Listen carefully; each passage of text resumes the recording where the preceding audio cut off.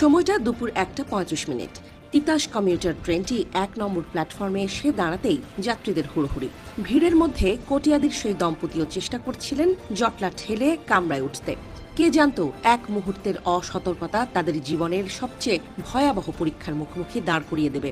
ট্রেনে ওঠার সময় আচমকাই ভারসাম্য হারান ওই নারী। কোল থেকে ছিটকে পড়ে যায় 2 বছরের শিশুটি।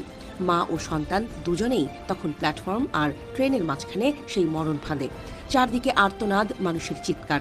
মা কোনো মতে ওপরে উঠে আসতে পারলেও শিশুটি রয়ে যায় ট্রেনের চাকার ঠিক পাশেই। আর সেই মুহূর্তেই বেজে ওঠে ট্রেনের বিদায়ী বাঁশি। চাকা ঘুরতে শুরু করেছে, যান্ত্রিক দানবটি সচল হতে যাচ্ছে।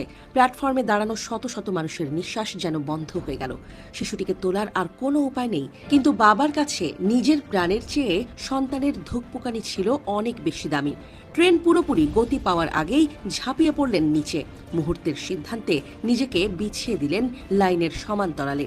পরম মমতায় কোলবালিশের মতো জড়িয়ে ধরলেন নিজের কলিজার টুকটাটাকে। অবশেষে ট্রেনটি শেষ বগি নিয়ে প্ল্যাটফর্ম ছাড়ল। ধুলোর আস্তরণ সরিয়ে যখন দেখা গেল বাবা ও ছেলে অক্ষত অবস্থায় শুয়ে আছেন, তখন চারদিকে এক অলৌকিক স্তব্ধতা নেমে আসে।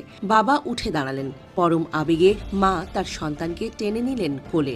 এ যেন এক নতুন জন্ম, এক নতুন পৃথিবী।